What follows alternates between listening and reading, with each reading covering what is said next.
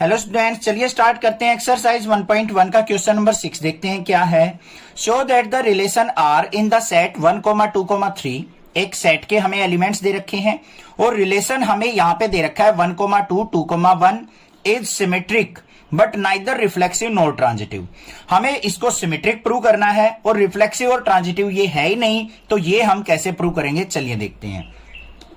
ध्यान से देखो बच्चों, हमें यहाँ पे रिलेशन के अंदर एलिमेंट्स दे दिए ऑलरेडी।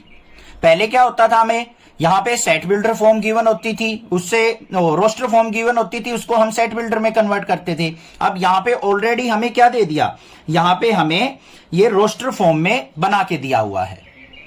पहले हमें सेट बिल्डर फॉर्म मिलती थी, उसको हम रोस्टर में कन्वर्ट करते थे। अब यहाँ पे ऑलरेडी हमें किस में दे रखा है, रोस्टर फॉर्म में। अब यहाँ पे देखो हमें जो पेयर दे रखे हैं वो क्या है, 1, 2 और 2, 1। कोई ऐसा रिलेशन है जिससे बस ये दो पेयर बन रहे हैं हमारे रिलेशन के अंदर एलिमेंट्स।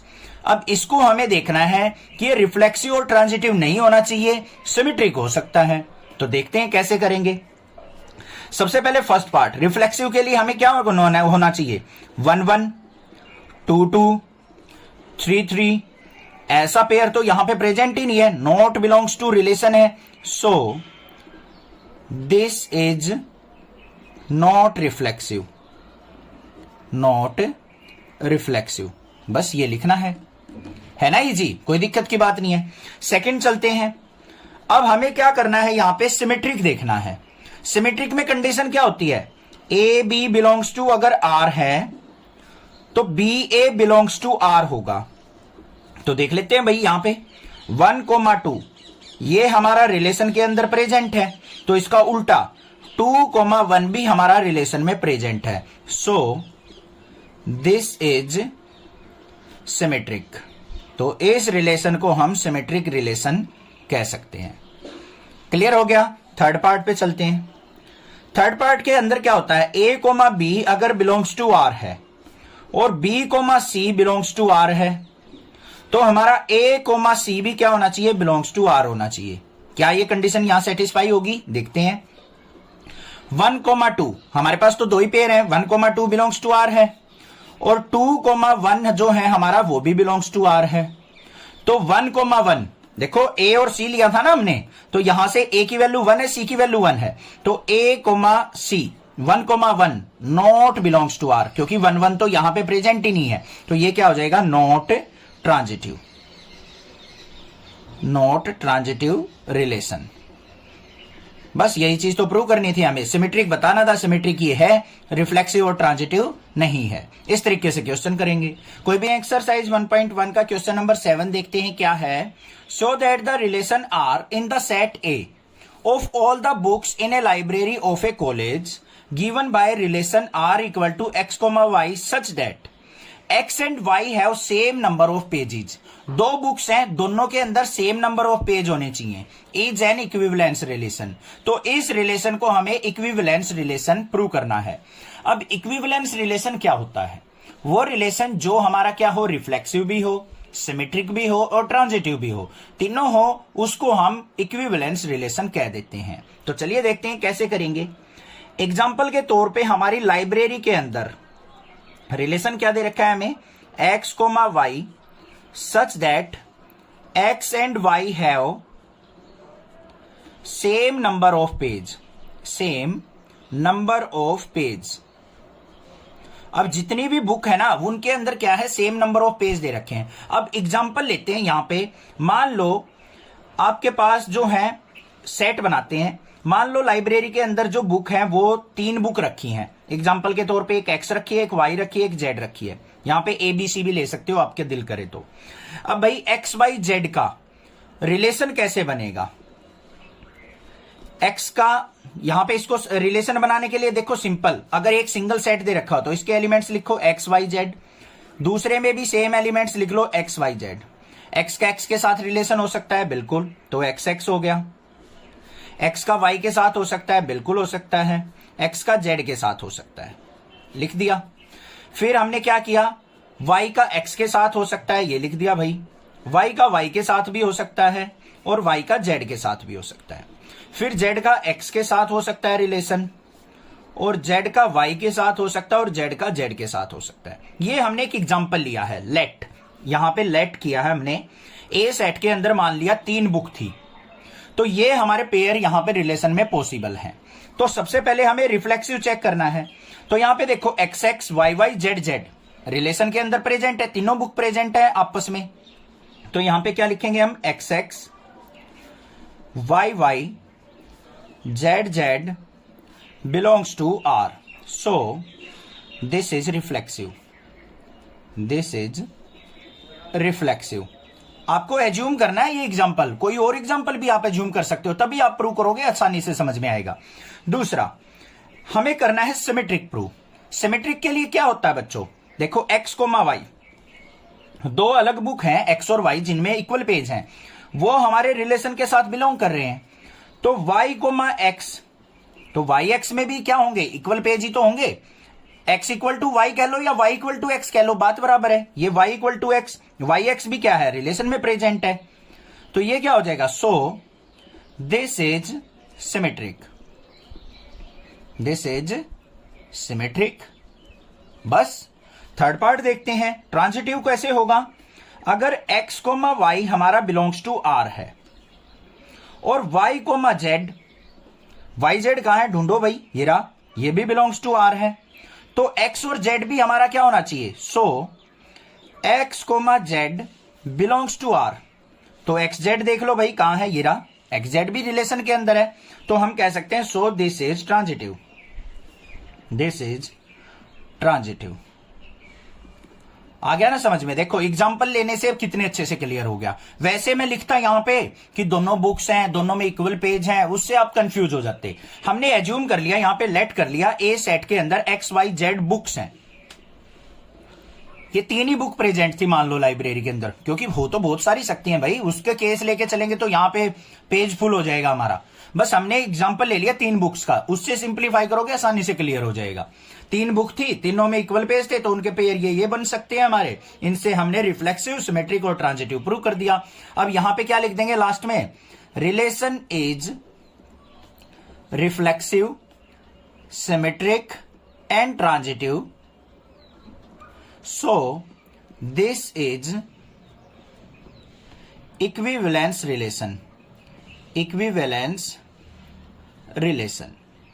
अगर तीनों रिलेशन हमारे सेटिस्फाई हो जाते हैं तो हम उसको इक्विवेलेंस रिलेशन कह सकते हैं। बस ये काम करना था। समझ में आ गया, क्वेश्चन क्लियर है, कोई भी दिक्कत लगे आते हैं। एक्सरसाइज 1.1 का क्वेश्चन नंबर 8 देखते हैं। इंपॉर्टेंट क्वेश्चन है, क्या है, show that the relation R in the set A के एलिमेंट्स दे रखे 1 2 3 4 5 given by R equal to A comma B such that mod A minus B is even. अगर ए और बी का अगर मैं डिफरेंस देखूं तो वो ऑलवेज इवन होना चाहिए।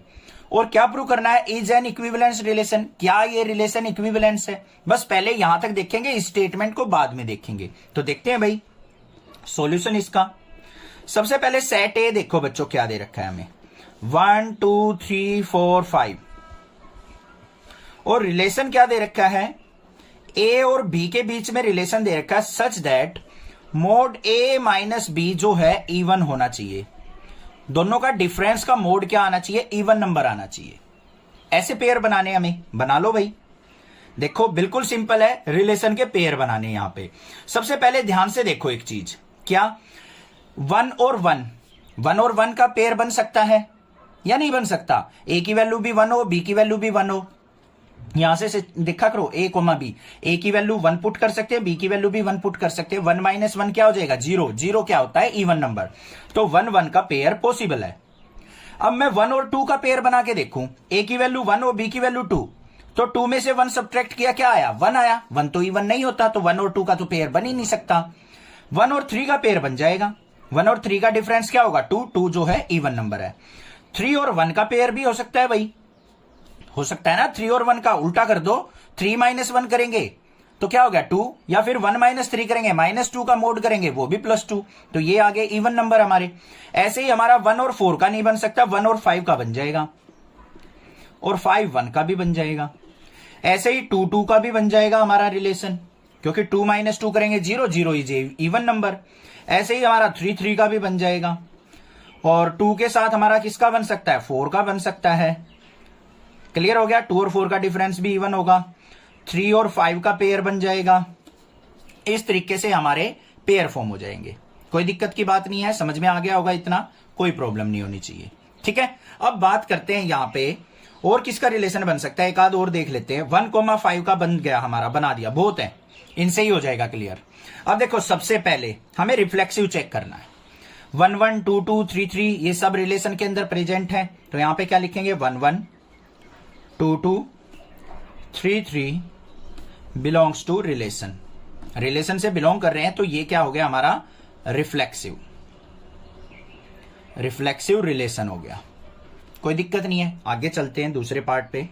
अब हमें सिमेट्रिक प्रूव करना है। सिमेट्रिक के लिए क्या होना चाहिए बच्चों, ए कोमा बी अगर बिलोंग्स टू आर है तो बी कोमा ए भी हमारा क्या होना चाहिए, बिलोंग्स टू आर होना चाहिए।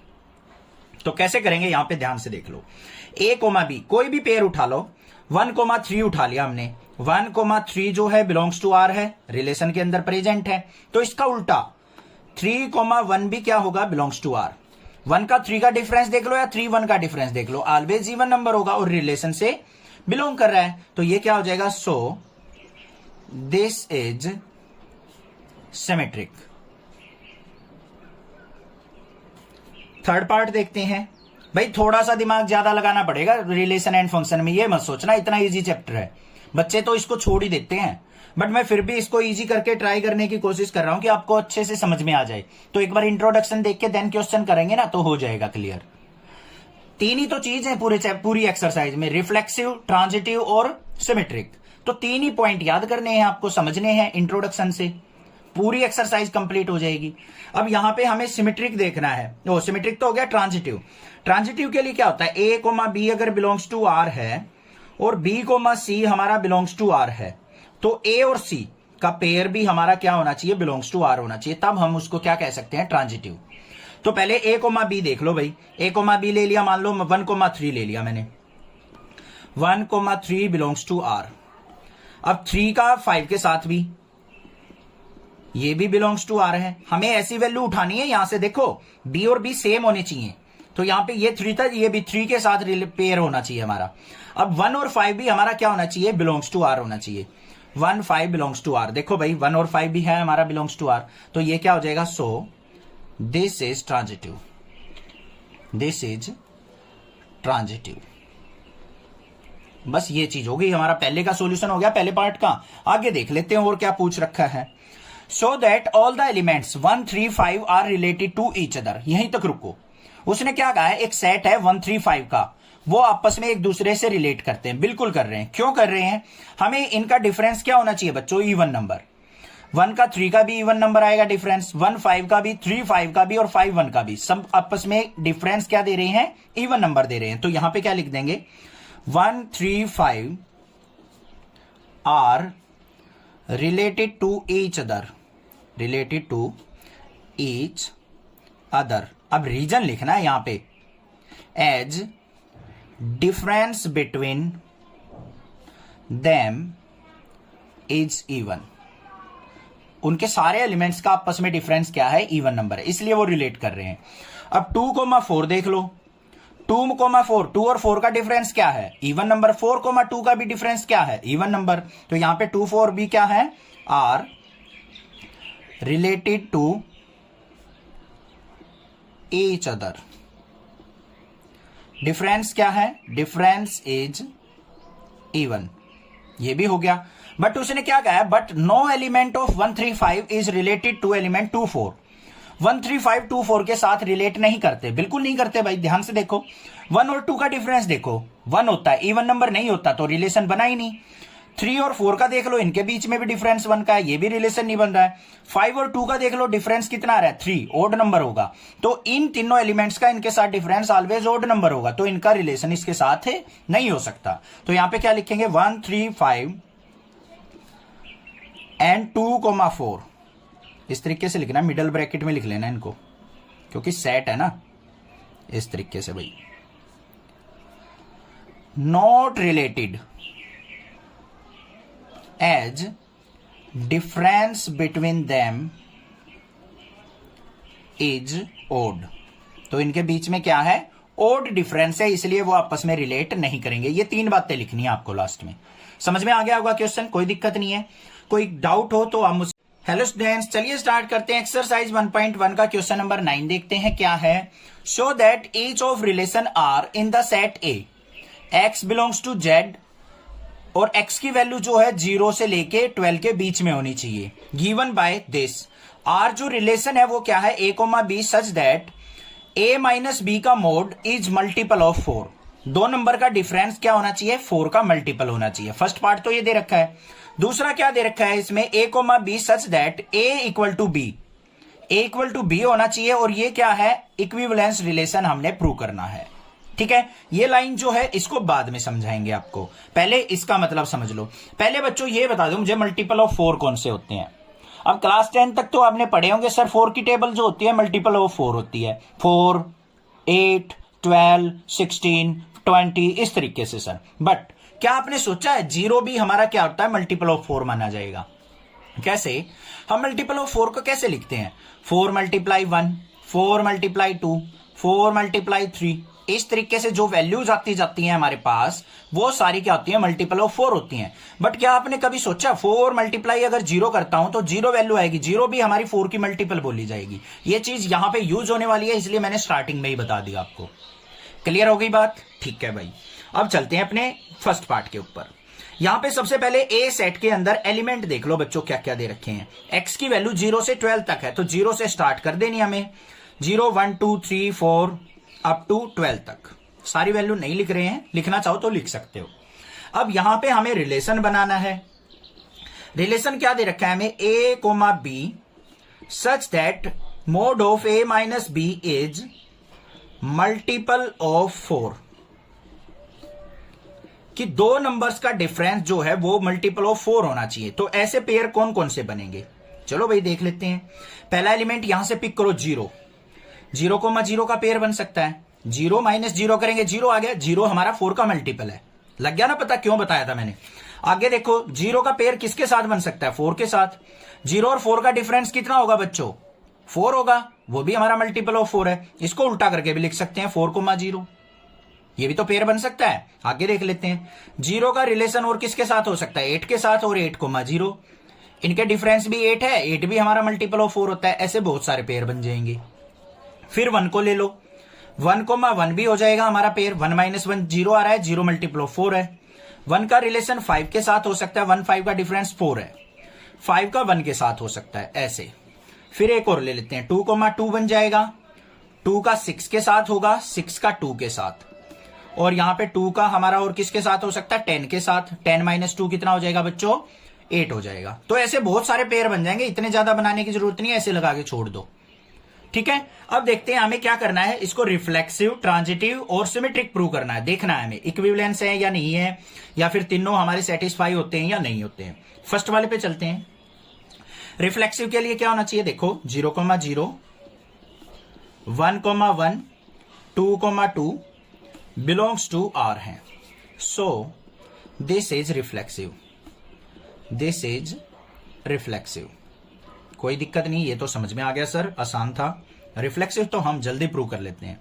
आगे कोई बात नहीं, डरो मत, यहां से ही ले लो 0, 4 बिलोंग्स टू रिलेशन है, तो इसका उल्टा 4, 0 ये भी हमारा रिलेशन में प्रेजेंट है, तो ये क्या हो गया, सो this is symmetric, this is symmetric. ये भी प्रूव हो गया भाई, क्लियर है। थर्ड पार्ट पे चलते हैं। थर्ड पार्ट में हमें क्या करना है, ट्रांजिटिव देखना है। अब ट्रांजिटिव के लिए हमें क्या करना है, इनमें से एलिमेंट पिक करने होंगे भाई। कैसे, कोई भी पेयर ले लो, ये रही 1, 5, 5, 1। क्या होता है, a, b अगर बिलोंग्स टू r है और b, c belongs to r है, तो a और c इसका पेयर भी रिलेशन में प्रेजेंट होना चाहिए, तभी हम उसको ट्रांजिटिव बोल सकते हैं। अब देखो ध्यान से, यहां पे 1, 5 ले लिया, तो यहां पे 5, समथिंग होना चाहिए हमारा पेयर। तो यहां पे देखो हमने 1, 5 बिलोंग्स टू आर है और 5, 1 बिलोंग्स टू आर है।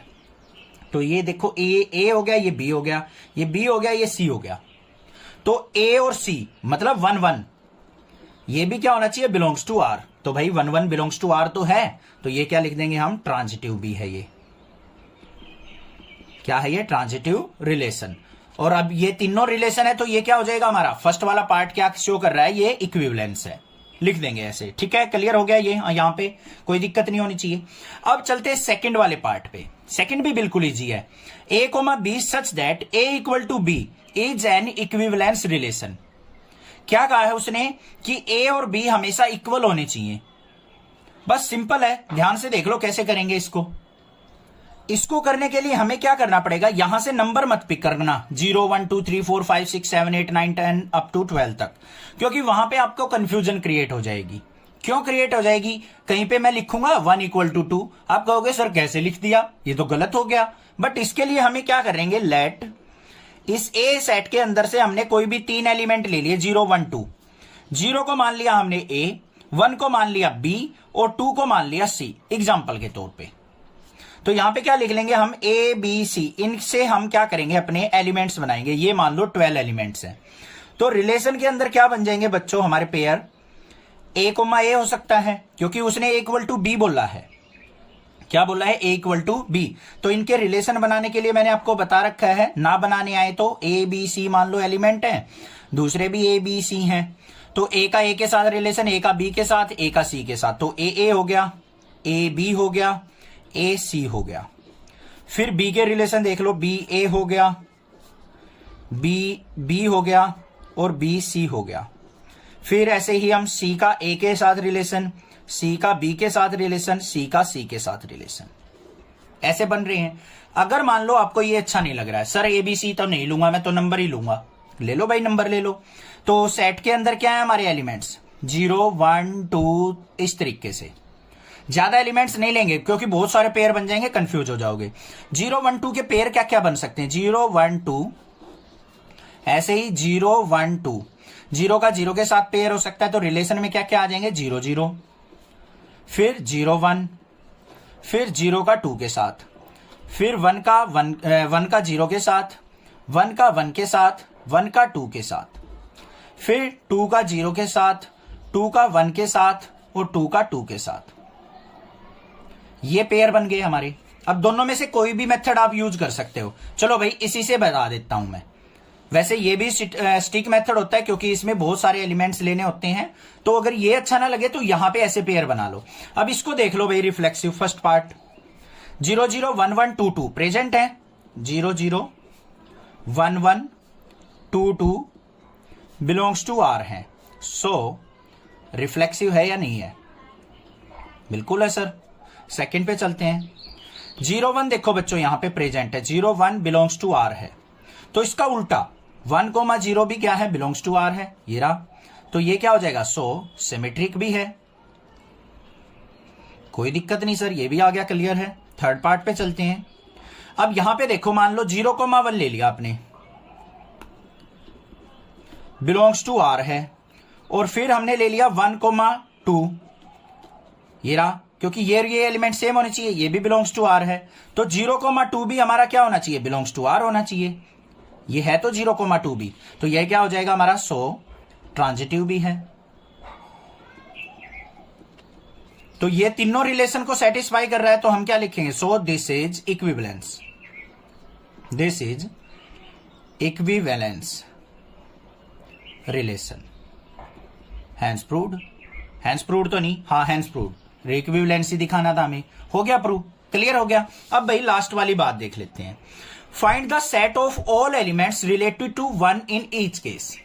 हमें क्या करना है यहां पे बच्चों, कि हमें 1 से रिलेट करने वाले सारे एलिमेंट्स के पेयर लिखने हैं। क्या लिखने हैं, ध्यान से देखो, find the set of all elements related to 1 in each case. 1 से रिलेट करने वाले केस कौन कौन से बन रहे हैं, पहले वाले में चलो भाई, पहले वाले में देखो ये वाले केस जो हैं कौन कौन से हैं, इसका आंसर क्या हो जाएगा हमारा, 1 1 1 5 5 1, इस तरीके से, मतलब जिसमें 1 आ रहा है वो एलिमेंट्स लिखने थे हमें, तो ये बन गए। तो यह यहां पे क्या लिख देंगे हम, आर एलिमेंट्स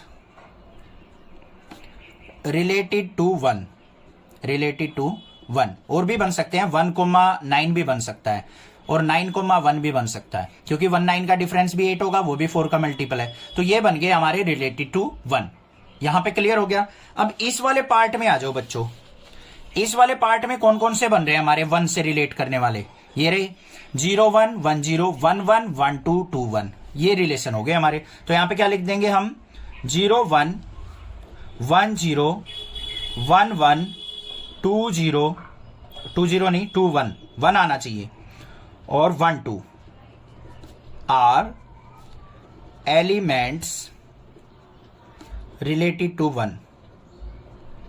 ये कोई डिफिकल्ट चीज नहीं है, जिसमें 1 आ रहा है ना हमारे पेयर में, वो पेयर लिखने हैं बस हमें, और कुछ भी नहीं था इस क्वेश्चन में। समझ में आ गया? क्लियर है? कोई डाउट लगे तो आप पूछें मुझसे, अदरवाइज चैनल को सब्सक्राइब करें, ज्यादा से ज्यादा शेयर करें। Thank you students for watching your channel. Next class है।